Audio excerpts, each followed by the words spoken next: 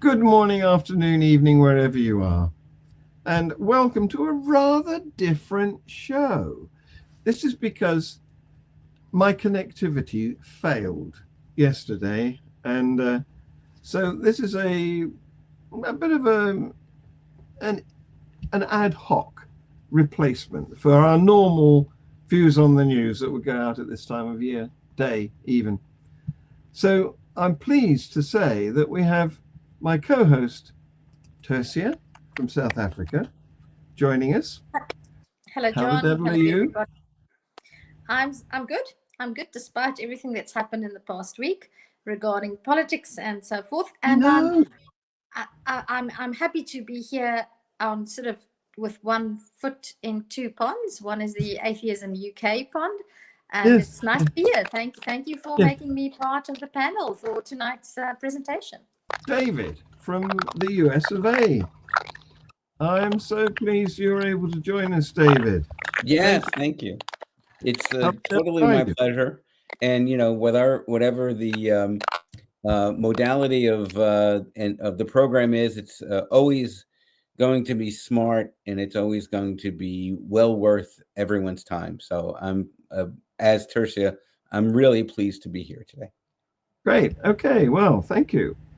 So Tersia is stuck. She's frozen now. So I might have to boot her, I think. And the other thing is that StreamYard seems to have decided to put us into squares, which is, nothing to do with me. Yes. So can I remove Tersia? Yes, as Tersia's gone, and hopefully she'll go and come back without the scrunching. Mm-hmm. So the proposal tonight, David, as you know, I'm the president of Atheism UK, and I don't normally announce that to everybody, but I'm doing so tonight because it occurred to me that if there's anyone who should make a presentation like the one I'm going to share with you in a minute, it should be the person who holds this post, the president of AUK. So that's what I've done. I've prepared a presentation. I call it Theist or Atheist, and I'm going to take you through it. I would like to hear some of your feedback. Mm-hmm. Don't be afraid to chime in if you wish. Okay, so here's the first slide. Now, I prepared this in Keynote, which, as you know, has got some lovely animations, but StreamYard won't do them, so I've had to turn it into a PDF. Anyway, there's the title, Theist or Atheist, and what I'm trying to do is walk through the arguments which I've heard so many times on social media and lead to the ultimate conclusion, which has made many of us decide which of those options to join. Okay, so the first problem is the word atheism, because it needs unpacking. There's three bits to it. It's all from ancient Greek. It means without or not that. Theos is the ancient Greek for God. And ism is an ending that's often applied to ideologies. So you can think of other ones like conservatism, liberalism, socialism. All of these isms are ideologies. That's the ending for words that mean that there's an ideology. Okay. And of course, theist is a person who has adopted a theism, a faith or a religion. And the key thing about theisms is they embody the idea of a God. They claim that a God exists. They are not just the claim that a God exists, but they are also ideologies in themselves. They have values and principles associated with this particular notion. And the theists, the holders of a faith or religion, assert that those values and principles come from their God. their God is the source of the values and principles. Now, I maintain that's a second claim. The first claim is that a God exists. The second claim is that that God is the source of values and principles. I'm going to challenge these things. So here is the next meaning, because we've defined theist. Now let's define atheist. And when you put a in front of a word, and I'm sure you can think of lots of other words that start with a, where the a has negated the rest of the word. Mm-hmm. So the purpose of an a prefix is to reverse the meaning. So in this case, an a hyphen theist is a person who doesn't believe in a God, doesn't believe the claims of theists. So atheism is not a belief in God. And furthermore, because there's a second claim, it's not an ideology. And it's also not the claim that there is no God. I'll deal with that in more detail in a minute. So atheists simply lack belief in theists' claims. Mm-hmm. We're going to deal with... Can I, just for the word lack to me has a negative connotation. I would rather emphasize that we are not convinced. There's not sufficient evidence, because I've often heard it said that we, just using the word we lack the belief, implies, implicit in that word is you lose something, which is absolutely not true. So you know me, I'm a stickler for words. We are not convinced by what is presented as evidence. I think that's great. I would also add that atheism is not a belief system, as John, as you point, it is a conclusion rather than a belief system, meaning that we conclude based, as Tersia said, on the fact that there is no evidence for a higher power. Therefore, atheism is just the conclusion that there is no God, regardless of what people who are believers say is true, based on their own faulty evidence. Yes. I agree with all of that. And I like the intervention that lack is a bit strongly negative, isn't it? It means, it tends to imply that we are disappointed to not that have... we missed something. Yes. The word, if exactly. I lack something, it means I would like to have it, but I don't have it. Therefore, it has a negative connotation. And I lack absolutely nothing. I'm just not convinced by the evidence presented. Therefore, I lack absolutely nothing. And we meet this again when debating with theists, and a frequent expression is that somebody has lost their faith. And that's coming from the same area of disappointment, you know? Losing their faith should not be a bad thing. It should be open a bottle of champagne, you know? Yeah. So anyway, this is all to do with straw manning, because particularly in the Bible states of the US of A, they like to claim that we are stronger than simply not being convinced, that we actually assert there is no God. And if you look at because we've got two different English dictionaries. We've got the American one, the Merriam-Webster, and we've got the Oxford Dictionary, which is based on English, not American English. But if you look at the American dictionary, it says quite prominently that the definition of atheist, first and foremost, is believing there is no God. That's not the case over here. You know, if you look at the Oxford English Dictionary, it's just non-belief in the proposal that there is a God. So we are much more willing to accept a non-assertive position about the existence or otherwise of God. We are looking at the belief aspect of it, Right. John? rather than the actual existence or not.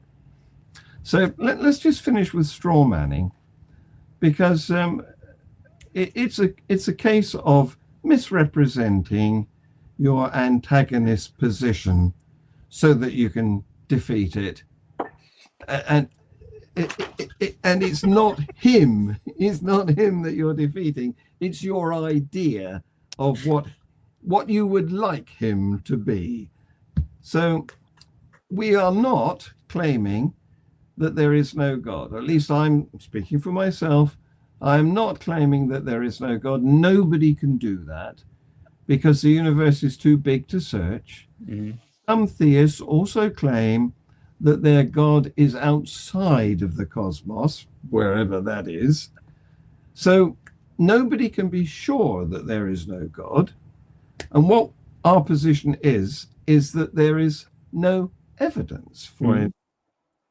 And so those people who want to say that we claim there is no God and that we're wrong, like reality is, I am the spoon, the fork, and the knife, is so doing, is wrong, because that's not what we claim. So you can't defeat something that we're not claiming. That's true. And I'd like to add, and for those of us who are fans of the late great Christopher Hitchens, he's frequently reminded audiences when he spoke that the onus for the evidence is not on the non-believer or the atheist to find. It is for the theist to show beyond the shadow of a doubt. Yes. And if you can't do that, then people who are non-believers have every right to be non-believers. Yes.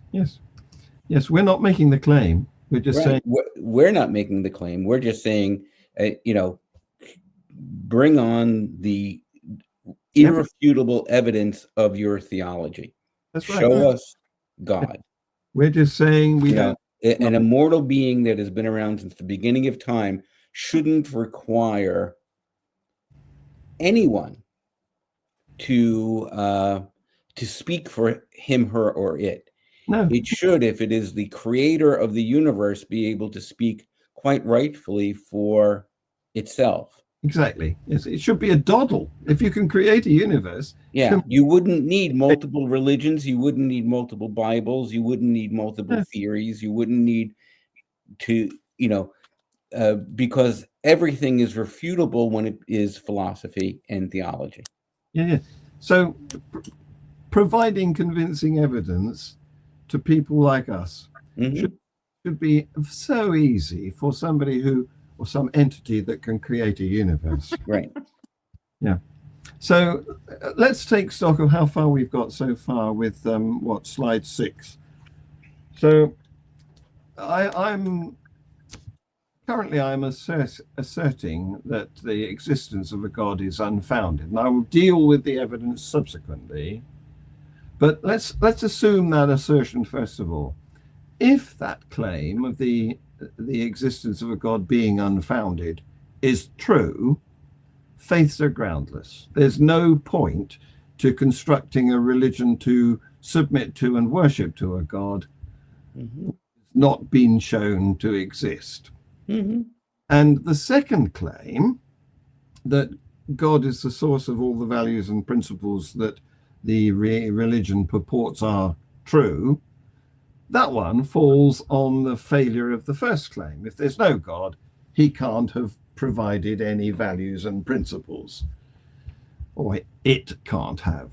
And in any case, the principles and values differ between different faiths. If you subscribe to one faith, you will cut people's hands off if they are thieves. If you subscribe to another faith, you might have burned women at the stake when they proclaimed that your God was false. And these are not consistent. And if there was one God, presumably it would have one set of values and principles. And it doesn't, you know. All the religions argue about what should be the values and principles that we look up to. Yeah. And now here I come with there is no evidence for the existence of a God. And if that's true, I'm not saying it is yet, but if it's true, then the rational position would be skepticism towards the claim that there is a God. Mm-hmm. That's how rationalism works. Mm-hmm. Skepticism. Okay? And of course, we need to know that theisms are bodies of knowledge. They are complicated. They are narratives. They are liturgies, and they need to be taught.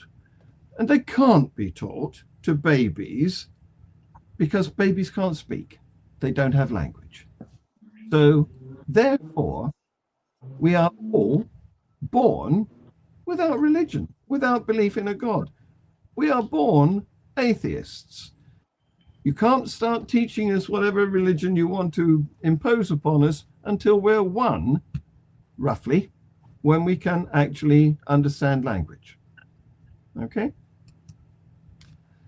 Now, when that happens, when you have been indoctrinated by your parents or guardians with whatever religion they have that they want to impose upon you, that will be your first religion.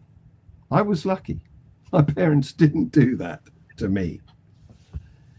So when you've been indoctrinated, that means that your first faith, your parents' faith that you've sort of inherited, is just a geographical accident of birth. Mm-hmm. And if you look at the globe where religions are painted in different colors, you'll see that they are extremely geographical.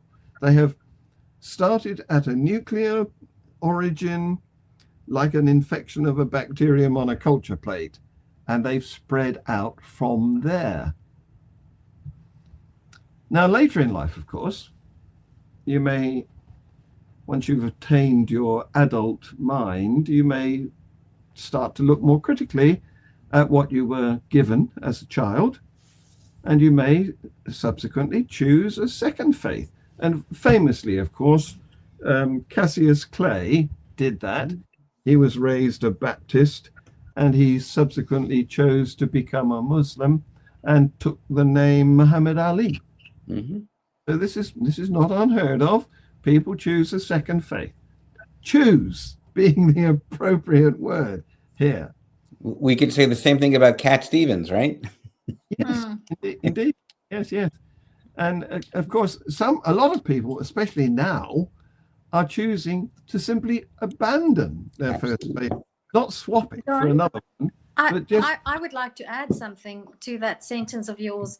Every person's first faith is not only a geographical accident of birth, it's also a biological accident of birth, in the sense that I'm becoming more and more convinced that some people, due to their brain chemistry, have a greater propensity to be affected by what faith offers.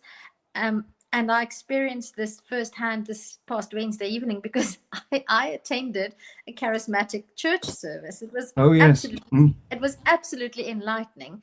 And I came to the conclusion, having witnessed something like that for the first time in my life firsthand, that some people, their brains are wired for the dopamine hit of the music and the atmosphere, Mm-hmm. whereas other people's brains are not wired for that. So I would like you to add, it's a biological and a geographical accident of birth. Okay. Well, there may be an inherited tendency. I would also to bolster Tersia, I would add time to this as a dimension. because depending on not only where you're born, but when you're born, you may have completely different views of the world in terms of faith, right? If you're in before white Europeans went on crusades, or people of the Muslim faith fought back in the crusades, all of those areas had different faith traditions. Yes. If you look at what the missionaries and what they did in the in Africa and South America, where people had their spiritualities, maybe not faiths Yes. the way we recognize them now. That's also a very, very different time. So I would think you would want to add time as a dimension here too. And indeed, and they had animism, and of course, back here in Northern Europe, before the Romans brought Christianity, we had paganism. We have Right. Yeah. I'm a big fan of Odin. I mean, no, I go for Baal. I go for Lilith. Bravo. The first female scapegoat, by the way, if you want to talk about religion as being so male focused. Yeah. Yeah. Okay. Yeah. Thank you for that. So now I contend that beliefs can be disbelieved, unchosen. And we've given some examples, haven't we? There was Cassius Clay disbelieving Christianity, unchoosing Christianity, and Cat Stevens is another example. And there are an increasingly large number of people in Western societies, educated Western societies, are currently becoming nuns. So this indicates, surely, that religious beliefs are trivial.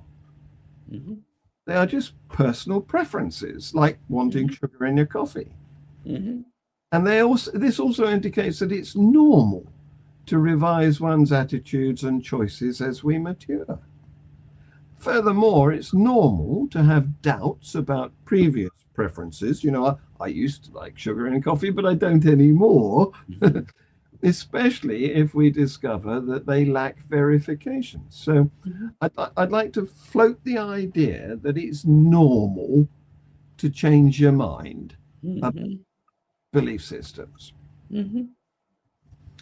And this takes us to denying doubts, because we've evolved to be inquisitive, and it stood us in enormous good stead. We've learned a lot by exploring, investigating, finding out about things. And so not being certain is an opportunity. And what religions do is they try to make it into a sin. When in fact it's normal. Again, normal is that word. We've evolved to be this sort of a investigative organism, and trying to stop your natural tendency from doing that, censoring your own brain, no platforming your own thoughts, it's a condition, and we've given it a name. We call it cognitive dissonance, and I would recommend that you don't try to wash your own brain.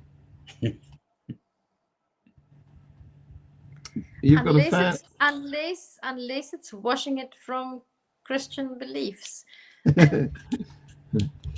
David, you need to have you've got a fan who well, James, first of all, thank you very much, but I'm not frequently on social media. You can find me on Facebook, certainly, and I've done a few forays into YouTube, but I've not gone any further. I tend to do a lot of public speaking on these issues.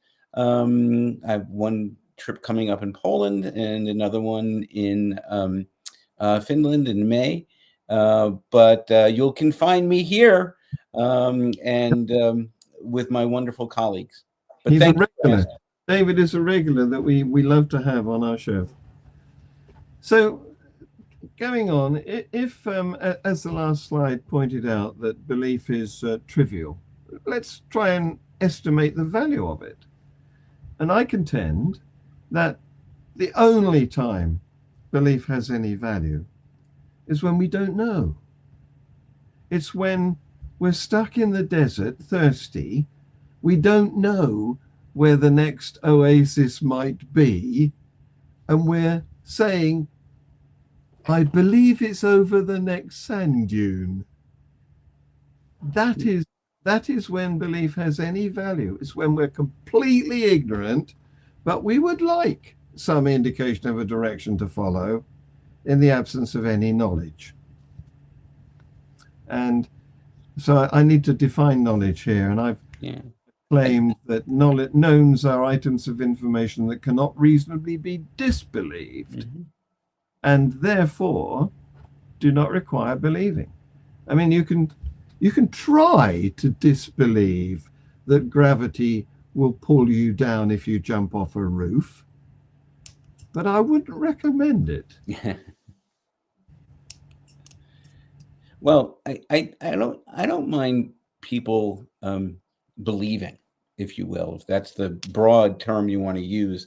Where it becomes an issue is one related to, I think, power and who has a right to tell anyone else how to live their lives. So if you want to believe in a God, however you define God, right?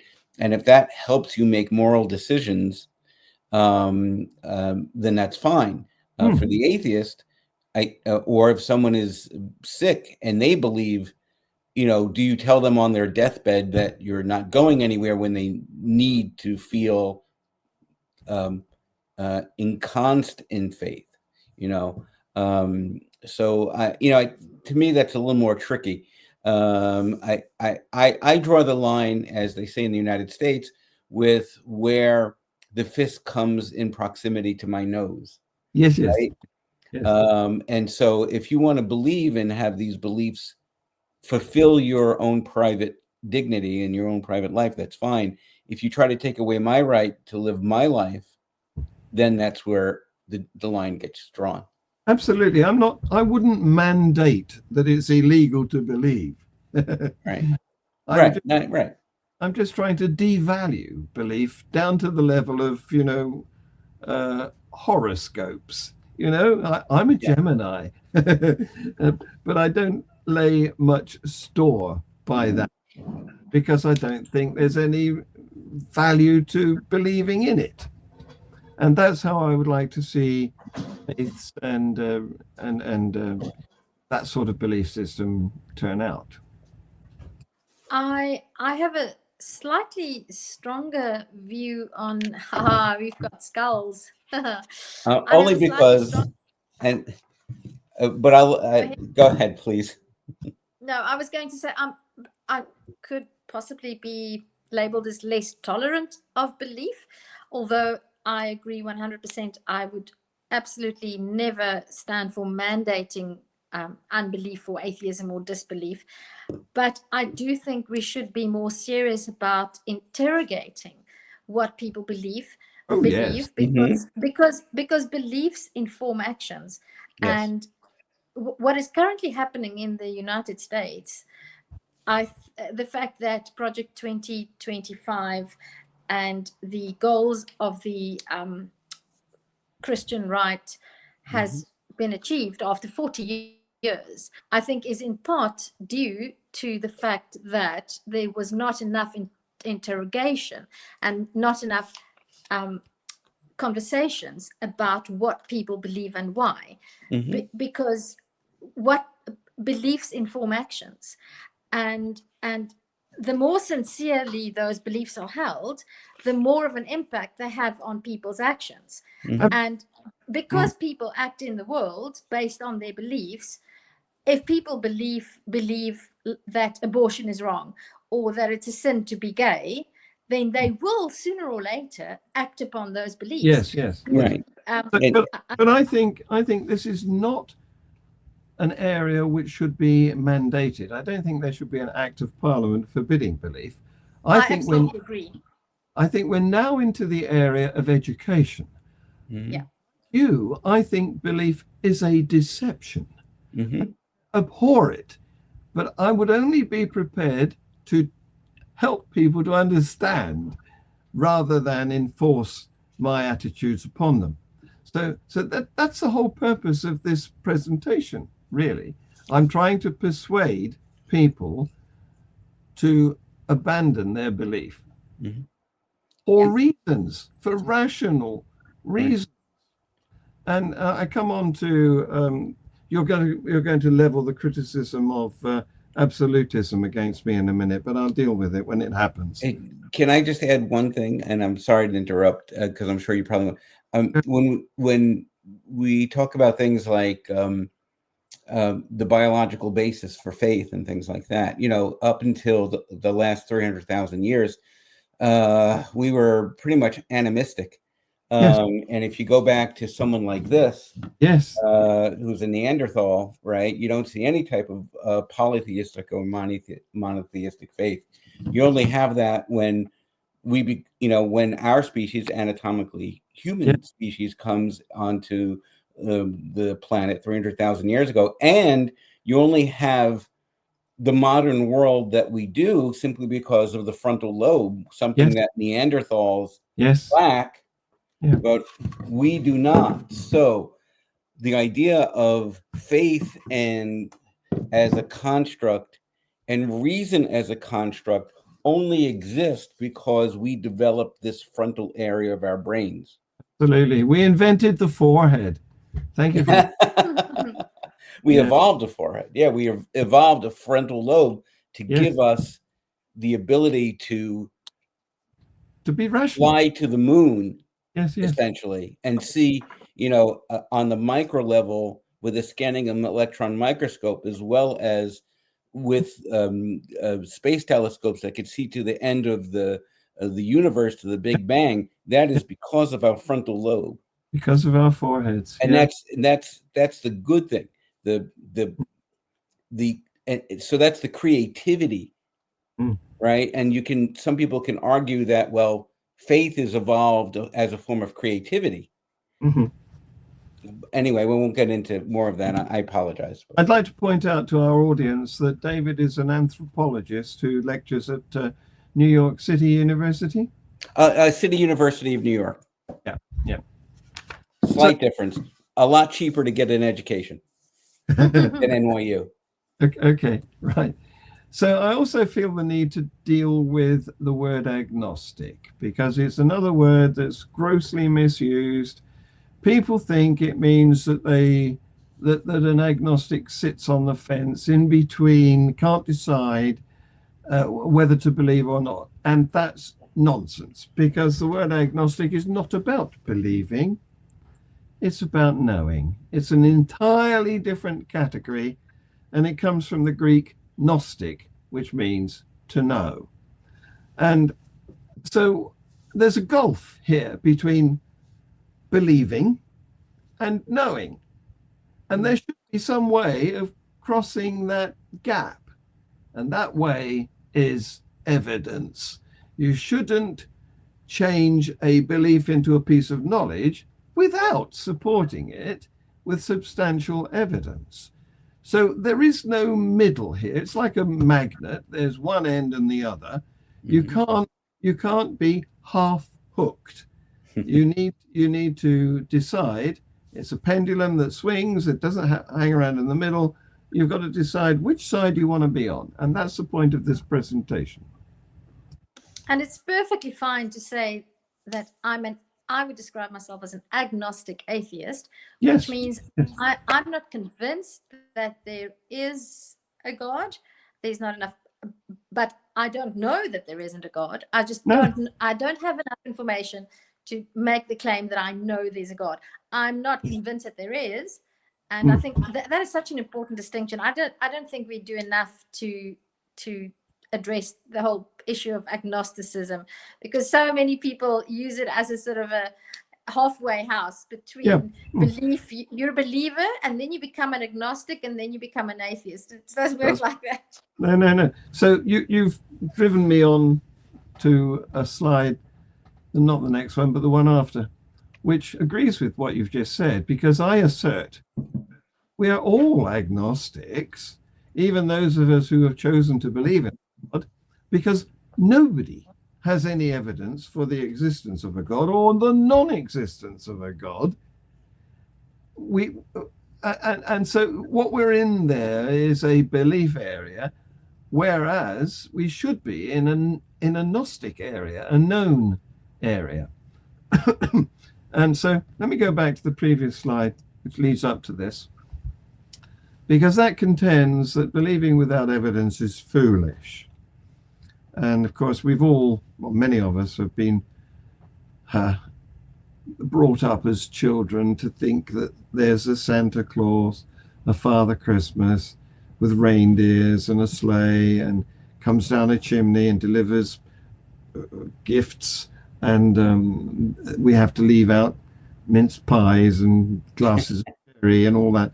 But most of us, hopefully all of us, have come to realize that that wasn't true. However, this is an illustration of how believing without evidence makes you vulnerable. You can be tricked. And I like to tell about my father, who sadly is dead, but he was the afterthought in a large family of, I think it was 4 brothers and 3 sisters. And because he arrived late, he was like a cute pet amongst the siblings who kept up the myth that there was a Father Christmas long after he should have been allowed to realize that it was a joke. And he was distraught when he finally found out, because there was nobody he could trust. He'd been deceived by all his family. That's dangerous. And that is the point. If you've got a belief, you've got to back it with evidence before you can take it on board as a known. Right. Otherwise, you're going to be prey. That's Prey. And people will take advantage of you. They will try to sell you fake stuff. We've got words for them. They are snake oil salesmen. Not pastors or prophets or priests. Well, yes, indeed. Right. I would put them in the same category. I would add to this slide that not only is what you're saying is very true about the danger of passing on these cultural ideas in general about faith when there's no evidence. It's, but to my mind, and maybe you can correct me, I know of no person who is a non-believer who respects science who is willing to kill in the name of gravity. Exactly. Or kill in the name of germ theory, or kill in the name of natural selection. Yes. Where beliefs that are more fascist related or blood cult related, which is most of the theological religions we've made up to define ourselves, certainly can't hold that same mantle. Yeah. And as an example of that, Tersia and I had a guest lined up for Free Thought Hour who was a Muslim pastor who had left the faith. No, he hadn't left the faith. He was still a believing Muslim. He was an openly gay imam from Cape Town. Yes. Oh, tell us what happened, Tersia. And yesterday I'm not sure, there are different versions of the story, so it's a breaking story. But the long and the short of it, he was assassinated. He was killed. He was shot. He was gunned down yesterday morning. And he'd been to marry some LGBTQ plus people. I've seen reports, John, that that's not what happened. I don't know what, he was in Port Elizabeth. So I will see what I can find out. But update us, but he was probably killed because he was an openly gay imam. Right. But he was still a believer. He was very much a believer. He ministered to gay Muslims, and the comments in response to his murder, I mean, it's horrific. Well, as David says, scientists who believe in gravity do not do that. No. Right. Yeah. Okay, so here's my contention that there is no evidence for a God. And this is, we visited this one before. That makes us all agnostics. If that's true, that makes us all agnostics, even the people who think they are theists of one sort or another. And what they should be doing is saying, well, okay, there's no evidence. I should be a skeptic. Okay? So what could possibly be evidence for a God? Okay? This is a good question. The first difficulty we have is we don't know what we're looking for. There's no agreement about what a God is like.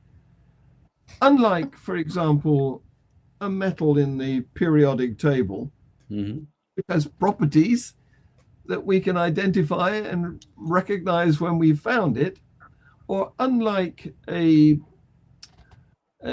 celebrity that has a character that we can, say, oh, there he is, that's him. None of that for God. That each different religion has their own different idea of what their God is like. There's the Unkalunkalu religion, the South African, Tersia will tell me. Nkulu, it just means the big man. I mean, that's how vague it is. It's literally just but the big guy, the great spirit. Yeah, exactly. Nobody knows what it's like. And I think I've seen pictures of, if not that God, another God being illustrated as a snake with a man's head on it. So why not? I mean, why not? Yeah. Right? I mean, essentially what you're talking about here is God of the gaps. God fills the gap in our knowledge that gets smaller and smaller when we have science and experiential reason to explain why phenomena are happening.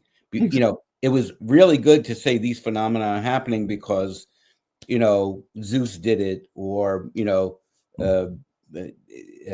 Jesus or Moses or, Yahweh, whatever.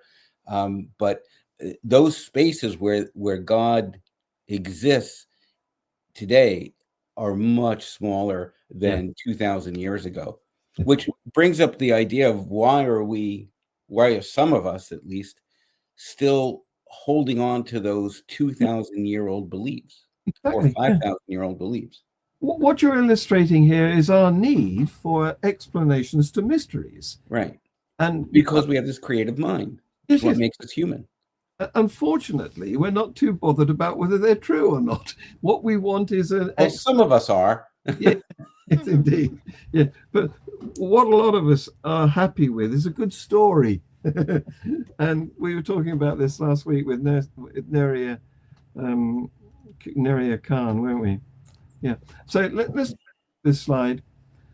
That's the first problem. We don't know what we're looking for. Nobody can agree on what properties or characteristics we should be searching out to find. Now, more difficult to explain than that is the nature of evidence, because there's two schools. There's two schools of thought about what constitutes evidence. There's what constitutes evidence in a court of law, where they accept all sorts of dubious, in my opinion, pieces of say-so. In fact, one of our future guests is an expert in identity parades, where it's been shown, experiments have been done, and it's been shown that the majority of people picked out of identity parades were not the guilty culprits, but nonetheless they were picked out by people who thought that's an ugly looking fellow.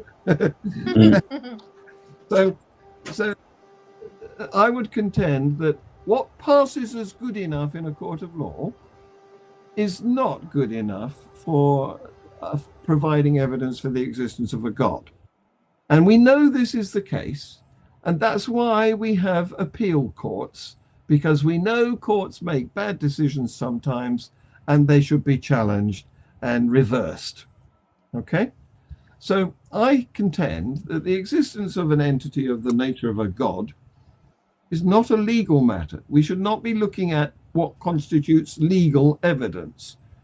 Because if you wanted to verify the existence of the Loch Ness Monster, if somebody claimed that there is such a thing, you wouldn't hire a lawyer and go to court.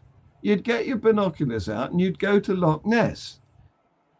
Because legal considerations of what constitutes evidence are irrelevant in the case of whether there's a God or not, because we're talking about an entity, and the existence or not of an entity is a scientific matter.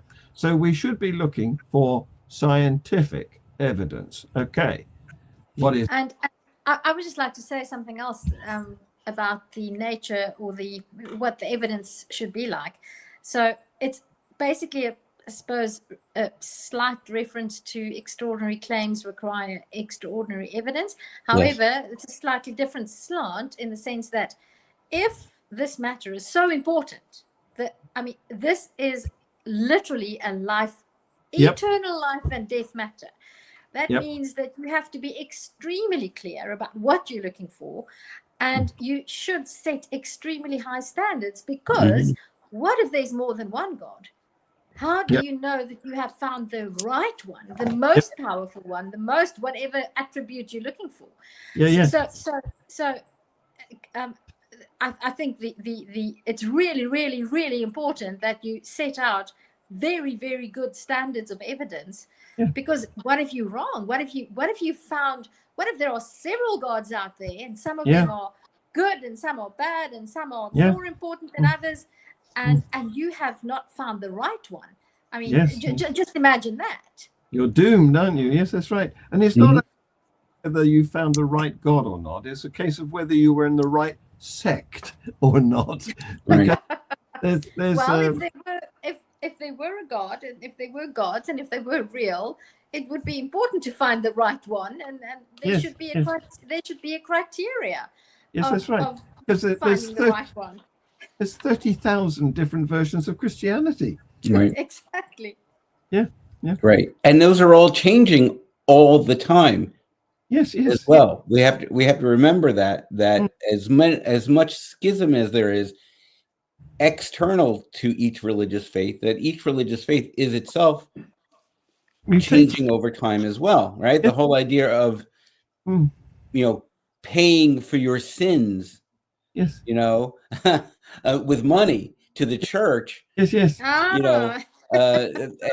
all of it. And can you imagine if you are a horrible person and you miss that for I can't give £500 to the church and now my sins are forgiven, You're talking about indolences. Exactly. And there's more than that. There's, even today,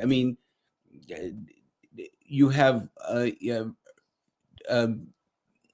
Galileo, right? Being killed. You have Charles Darwin being treated persona non grata and ignored, and some levels of violence towards him from both the Church of England and, of course, Roman Catholicism, until eventually, there's an agreement that, I guess we can't ignore the proof anymore. That's right. Yeah. I watched So I just want to say, Galileo wasn't killed; he was just placed under house arrest. Yes. I'm just making the correction because I don't want anybody to jump on us. Yes, my apologies. And Darwin was not killed either, obviously. No. But in their lifetimes, they were treated horribly. They were ostracized. Because of Giordano Bruno. He was Bruno killed. was killed. Right. So he was burnt at the stake. Yes. For stating correctly that I think it was about the sun. I'm not sure. Yeah, the sun. Giordano Bruno. Yes. Of the solar system. Yeah. Okay, John, we have to read. I'm so sorry, but I just have to read this, that reality, whatever spoon, fork, knife says. Good luck to you, folks. Just be true to yourself. And when you're about to die, don't ask God to help you. I won't. No. Yeah. So I watched a Louis Theroux documentary recently because he's visited the Westboro Baptists 3 times.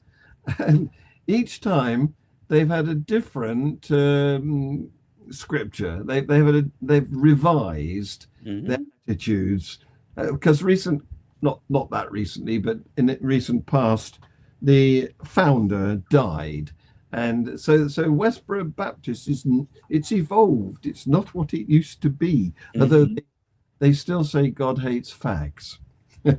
Yeah. Anyway, let's take a look at this slide. What is scientific evidence? Well, I contend it's observations. And observations are detections of phenomena that exist outside of heads. And they are in the form of either matter or electromagnetic radiations. And we know, thanks to Einstein, that those are interconvertible. But in any case, they are something which can be detected, not invented inside heads.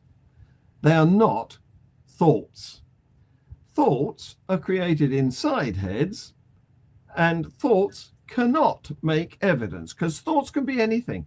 Thoughts can be of a Dalek, of a or you name some irrational thoughts for me. Donkey that has wings that rides to paradise with Muhammad on his back. Thoughts can do anything. There's no limit. But there is a limit outside of heads. That's the universe's business, and we can observe it. Okay? So, I contend that there's a barrier between brains and the external realm. You can't know what I'm thinking. You can't share my pain. You can't share my orgasm. And thoughts cannot affect the rest of the universe. We've tried to do psychokinesis. It doesn't work. The only thing that thoughts can do, the only control that thoughts have, is on other parts of the body that brain is in. But what thoughts can do is be assembled into arguments. Ideas can be associated, but this is not evidence. You can make as many arguments as you like, and people have, for the existence of God. None of them constitute evidence. What arguments need for support is evidence. And without evidence, an argument cannot reach a conclusion. You said this earlier, David. It can only provide an inference, a direction to look. Conclusions are the business of science, and that they come from a match between an idea and an observation. And that was first realized back in the days of the Renaissance. Yeah. And you talked about Galileo. He was one of the first people who suggested that we could test our ideas by carrying out experiments and observing whether the results matched with the idea that we were promoting. That's a lot like the idea, and I talk about this with my students all the time, the difference between discovery and uncovery. Yes. Where, when we say, oh, someone discovered natural selection, or someone, really what they've done is they've uncovered it. Yes. Because it's always existed. It's just now we've come to the point in our own maturation, intellectual maturation, where we can explain the natural world. And so that's a really important distinction, because often is the case, unless we are creating something through the methods of science to put things together that nature would not itself put together. You can think about chemistry, medicine, stuff like that. that would be a discovery. But really, often is the case, we confuse these two words. Yes, we do. And reality is many of the things that we have that we've discovered are really not discoveries, but uncoveries. Yes, indeed. But the only thing that we can do with our brains is make models. Right. And then test them to see whether they fit with how the universe works. Mm-hmm. And if they fit reasonably well, we can travel with those models for a while. We did this, of course, with Newton's laws of motion. But then when we discover that there's some areas where they don't fit, some exceptions, like the orbit of Mercury around the sun, then we've got to revise our model. Mm-hmm. And we did this. Einstein came up with relativity, which explains the orbit of Mercury much better than Newton's laws do. So Newton wasn't wrong. He was just less accurate. And we don't really know yet whether Einstein is perfectly accurate. We might discover some flaws in the way his model Right. doesn't fit in the future. So there needs to be this understanding of the distinction between thought, which makes models, and the external realm, where that's the thing we're trying to understand. Right. That's the authority here. And right. we're just trying to replicate it in our puny brains. Well, which is why the scientific method and reason really do will out, because it matters more than your personal philosophy. A perfect example, and this is the wonderful thing about science, right? We know that we are an African species because we have overlapping science to be able to say beyond the shadow of a doubt that humans migrated from Africa and then eventually filled up all of the niches of the world. And the reason why we have this is because we have the paleontological and archaeological evidence, but more importantly, we have the mitochondrial evidence. Yes. So if you overlap the maps of where mitochondrial DNA for Homo sapiens sapien, archaic to modern Homo sapiens sapien, exists, it comes right from Africa. Put on top of that, overlay a map of migration, and you'll see it's the same exact thing. Yes. So here you have two forms of knowledge, two forms of reason, two forms of science, basically saying the same thing, which gives you much more recognition of truth than just thinking about it. Yes, much greater strength. But of course, it's still open to review, isn't it? Of course. Yes. And it should be. That's the thing.